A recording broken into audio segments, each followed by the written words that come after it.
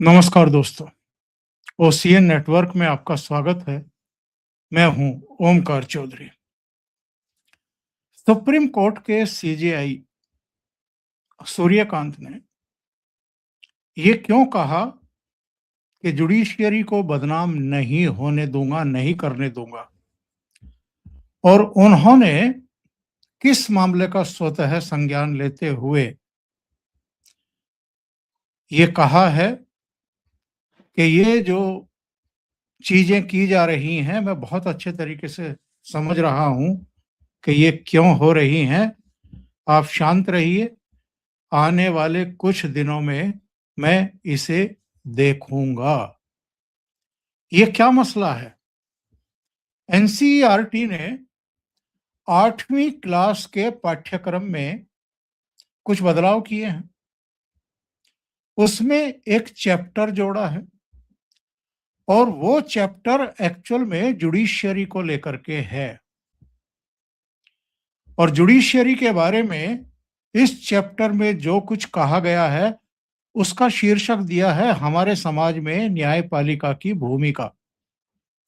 लेकिन इसमें ऐसी ऐसी चीजें लिख दी गई हैं जिनको लेकर के चीफ जस्टिस ने गहरी नाराजगी जाहिर की है, और कोई भी होगा वो नाराजगी जाहिर करेगा, क्योंकि जो समाचार पत्र में प्रकाशित लेख होते हैं, समाचार होते हैं, उनमें और पाठ्य पुस्तकों दोनों के टोन में, दोनों के टेक्स्ट में, अंदाज में एक अंतर तो दिखाई देना चाहिए ना। आप अगर पाठ्य पुस्तकों में जो हमारी संवैधानिक व्यवस्था है उसके जो पिलर्स हैं, और खास तौर से जो हमारी जुडिशियरी है उसके बारे में कोई चैप्टर जोड़ते समय उसकी भाषा का, उसके कंटेंट का, टेक्सचर का, इन सब चीजों का और उससे होने वाले प्रभावों का कुछ तो आकलन करेंगे। और चीफ जस्टिस ऑफ इंडिया क्यों नाराज हुए हैं मैं आपको बता देता हूं।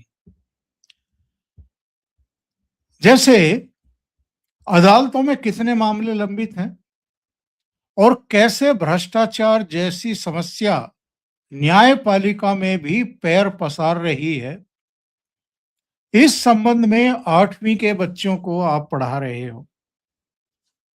8वीं के बच्चों को।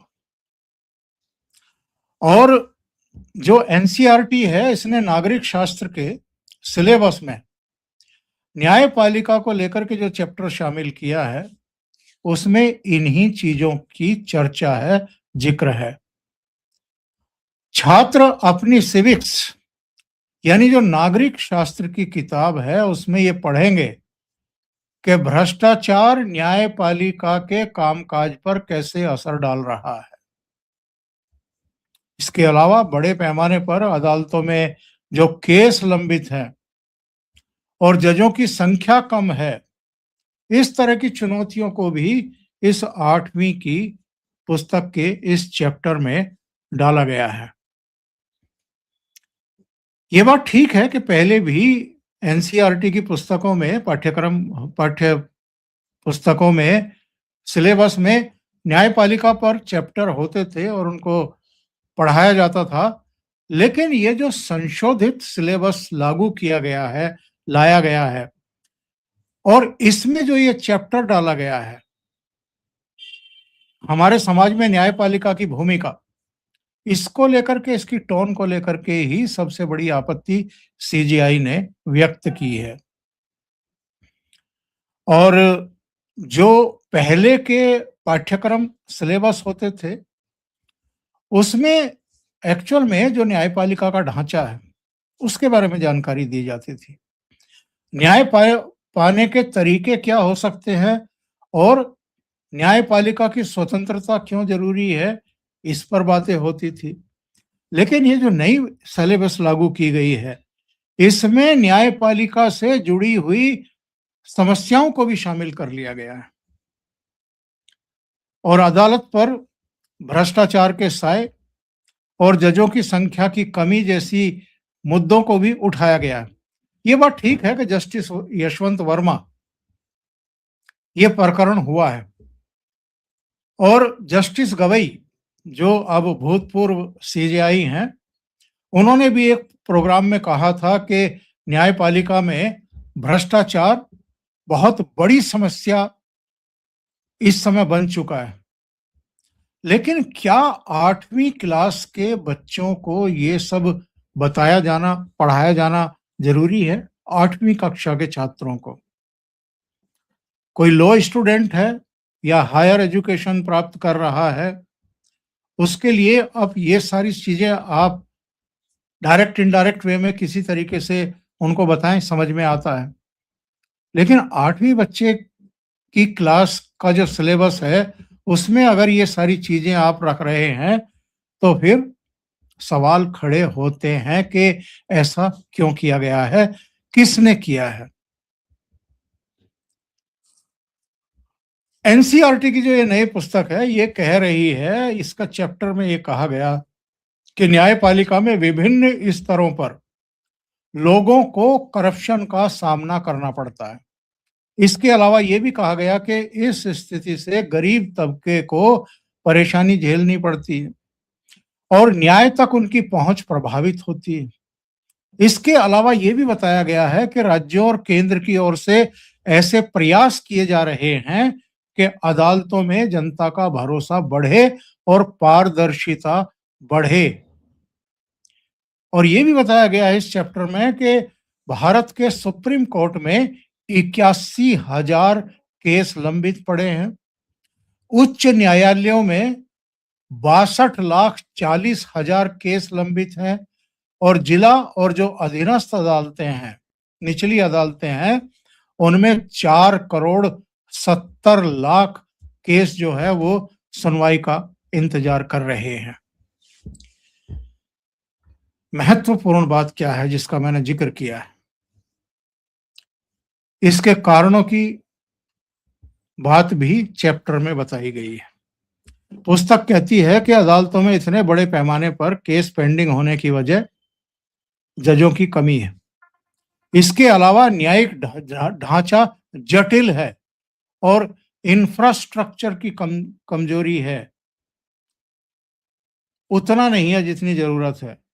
चैप्टर में यह भी जानकारी दी गई है कि जजों के लिए कोड ऑफ कंडक्ट क्या है और दिलचस्प तथ्य क्या है कि पूर्व justice, chief justice B R. Gavai की भी एक टिप्पणी चैप्टर में जोड़ दी गई है। उन्होंने कहा था कि न्यायपालिका में करप्शन और गलत व्यवहार के मामले चिंता बढ़ाने वाले हैं और इससे आम लोगों के बीच में न्यायपालिका की छवि खराब हो रही है।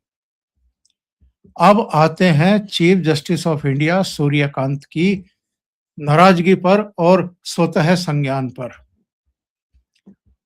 तो उन्होंने ये कहा है कि किसी को भी न्यायपालिका को बदनाम नहीं करने देंगे। 3 सदस्यीय खंडपीठ सुनवाई कर रही थी। कपिल सिब्बल और कुछ दूसरे वकील साहिबान वो भी थे। हालांकि इस मामले में स्वतः संज्ञान चीफ जस्टिस ऑफ इंडिया ने खुद ही लिया है। लेकिन जो जस्टिस बागची हैं, उन्होंने कहा कि ये जो हरकत की गई है कि 8वीं के पाठ्य पुस्तक में एक चैप्टर जोड़ा गया है, ये संविधान के बेसिक स्ट्रक्चर के खिलाफ है।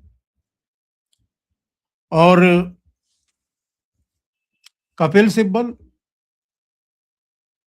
उन्होंने इस मामले को अपने तरीके से उठाया और ये कहा कि 8वीं क्लास के बच्चे को जुडिशियरी में भ्रष्टाचार का चैप्टर पढ़ाया जा रहा है, ये अपने आप में चिंता का विषय है।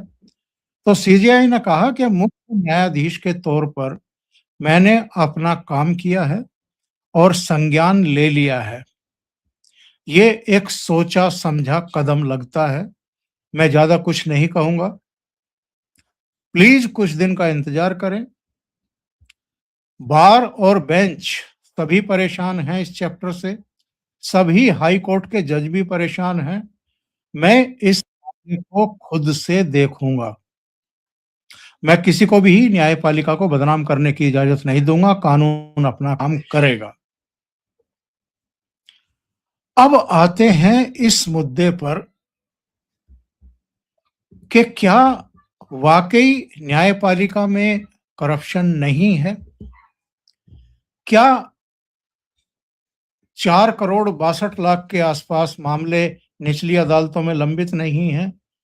62 लाख के आसपास क्या उच्च न्यायालयों में लंबित नहीं है? या 81,000 सुप्रीम कोर्ट में लंबित नहीं है? यहां तक इंफॉर्मेशन देना मैं बुरा नहीं मानता हूं।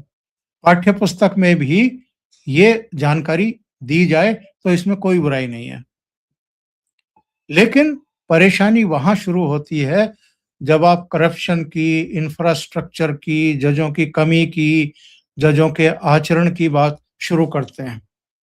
वहां आपको ये देखना होगा कि किस क्लास के बच्चों को आप कौन सी जानकारी दे रहे हैं और उनके दिमागों पर कितना इसका बुरा असर पड़ सकता है। तो ये मामला तूल पकड़ता हुआ दिखाई दे रहा है। एक जानकारी ये भी आ रही है कि चीफ जस्टिस ऑफ इंडिया के द्वारा संज्ञान लिए जाने, इस पर नाराजगी जाहिर करने और इस मामले में थोड़ा-सा इंतजार करने की जो बात कही गई है, उसके बाद से जो संबंधित मंत्रालय है, उसने ये संकेत दिए हैं कि ये जो चैप्टर जोड़ा गया है एनसीईआरटी की 8वीं क्लास की पुस्तक में, इसको हटाया जाएगा। अब ये कब हटाया जाएगा? क्या सरकार इस मामले में चीफ जस्टिस की अदालत को सूचित करने जा रही है? और ये मामला यहाँ तक आया क्यों? ये नौबत आई क्यों? ये भी अपने आप में ज़रा चर्चा का भी विषय है और चिंता का विषय भी है। और ये बातें तो सुनने को मिल रही थी काफ़ी दिन से कि एनसीईआरटी जो है वो सिलेबस में कई तरह के बदलाव कर रही है और जिसकी ज़रूरत भी महसूस की जा रही थी। ऐसी बहुत सारी सामग्री, ऐसी बहुत सारे चैप्टर, ऐसे बहुत सारे विषय, इतिहास से रिलेटेड भी पुस्तकों में जोड़े गए थे, पाठ्य पुस्तकों में जोड़े गए थे और ऐसी बहुत सारी घटनाओं, ऐतिहासिक घटनाओं, उन सब की अनदेखी की गई थी, जो पढ़ाए जाने ज़रूरी हैं और आप जो आप पढ़ा रहे थे अभी तक, जो पाठ्य पुस्तकों में आपने शामिल किया था, उसमें और जिनको आप ढाँप रहे हैं, जिनको सामने नहीं आने दे रहे हैं, जो हमारा गौरवशाली इतिहास है, उसके बारे में मैं बात कर रहा हूँ। कम से कम कहीं तो आप संतुलन करके चलेंगे।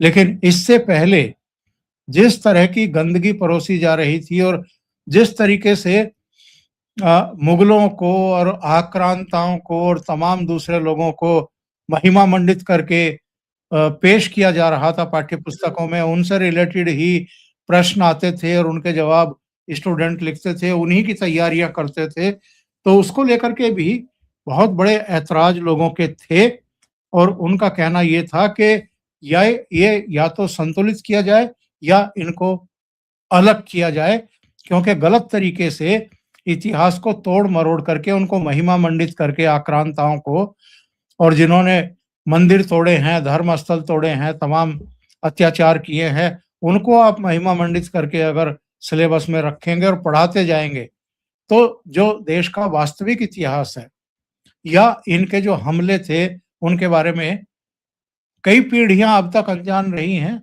वो जान रही हैं और आगे वाली पीढ़ियों को अंधेरे में रखना ठीक नहीं है। लेकिन इसमें कई बार अति उत्साह में कुछ ऐसी चीजें भी जुड़ जाती हैं, जिन पर इस तरह के विवाद खड़े होते हैं।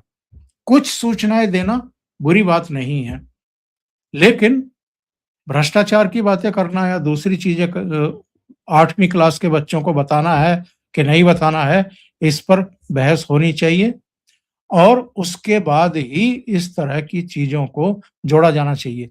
किस क्लास के स्टूडेंट को ये बताना ज़रूरी है, ये भी सोचने का विषय है। अभी के लिए इतना ही, बहुत-बहुत धन्यवाद। अगर आपको ये चैनल और इसके कंटेंट पसंद आ रहे हैं, तो लाइक करें, कमेंट करें, वीडियो को शेयर भी करें।